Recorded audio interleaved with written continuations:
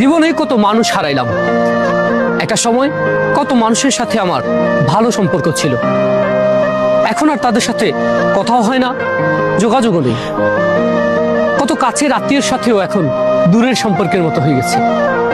কত ঘনিষ্ঠ মানুষের সাথেও এখন দেখা হলে আর কথা হয় না। কত ভালো বন্ধুর সাথে এখন যোগাযোগ নেই, দেখাও নেই।